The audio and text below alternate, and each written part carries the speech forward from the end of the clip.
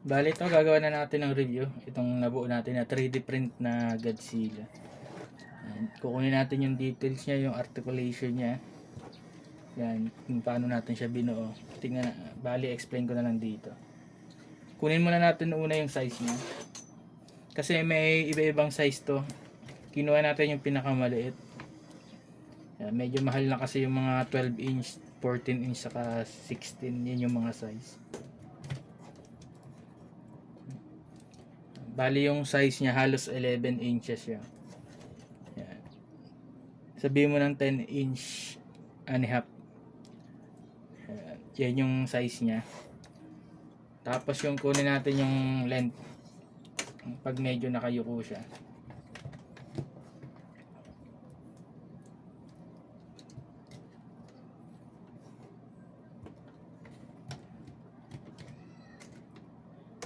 Kunin natin yung haba niya.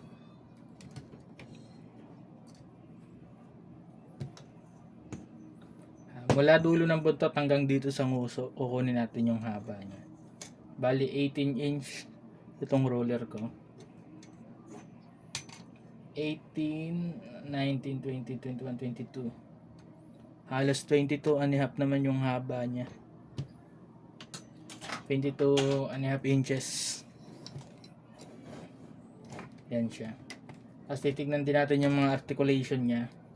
Bali nang binuo ko to, solid na solid yung mga ball joint niya kasi may lock siya. Kung makikita nyo itong mga orange na to, iniikot to para lumuwag at humigpit na rin.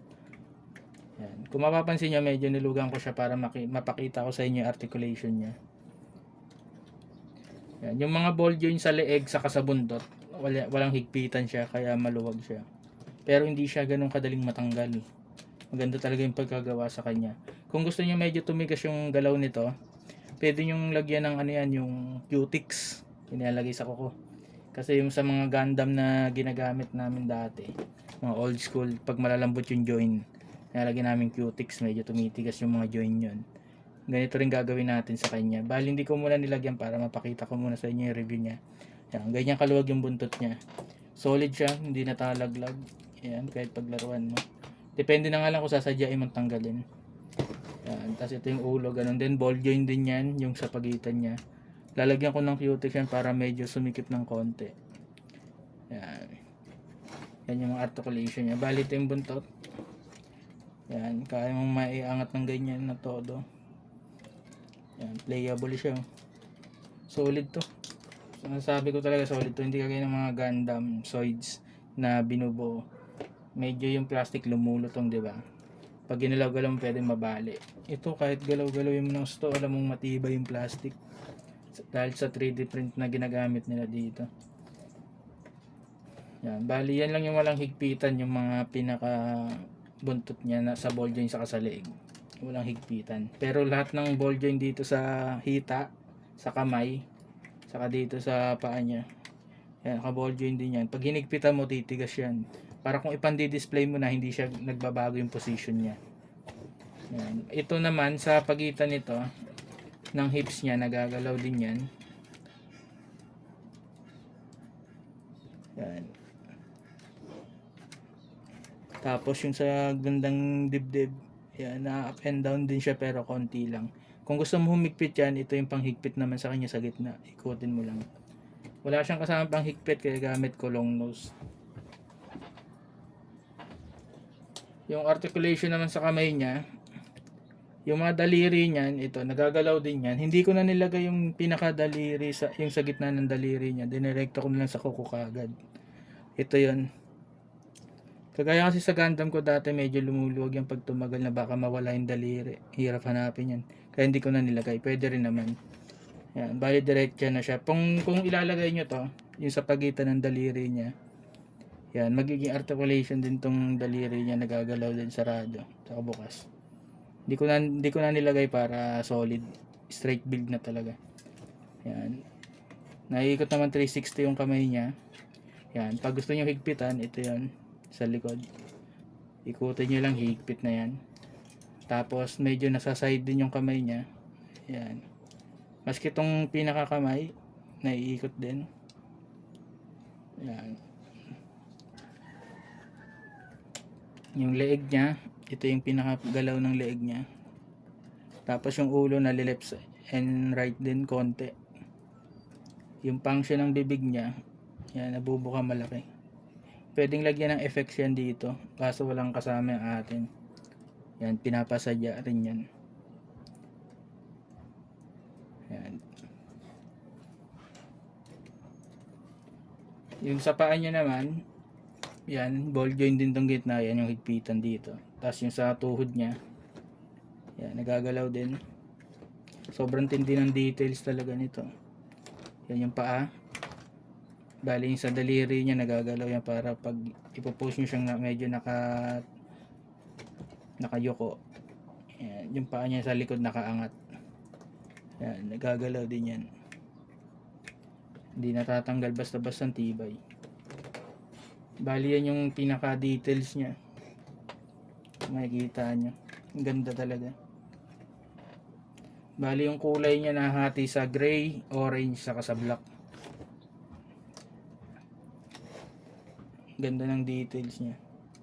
Yan, sarap paglaruan. Yan. Lalagyan ko siya ng cutics dito sa gitna, saka dito yung mga buntot para tumigas-tigas siya ng konti. Bali yan yung review natin para dito sa Godzilla 3D print. Yan, kahit anong pose pwede mong gawin. Ang ganda.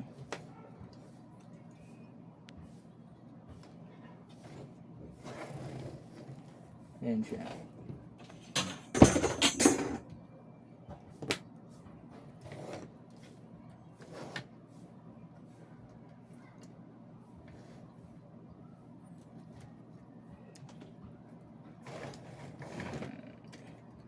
Bali yung size comparison natin siya.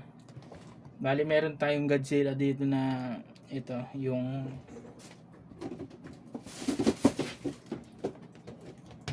Bandai na Godzilla. Yan, Namco. Bali bang Presto siya na brand. Itong Godzilla na to. Godzilla -1. Yan, ngayong taon ko lang din to nabili. Bali itong Godzilla -1 na to, maliit lang siya. 16 cm. 16 cm lang to, halos 6.5 inches lang. Yan yung size comparison natin, pakita ko.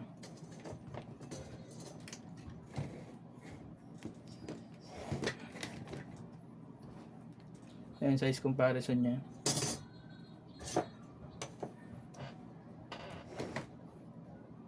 Tapos meron din tayong isang Godzilla. Ayan. Ito yung Godzilla na galing sa Godzilla vs Kong. Siya yan, sa Monarch. Ayan. Ayan yung size comparison naman yan.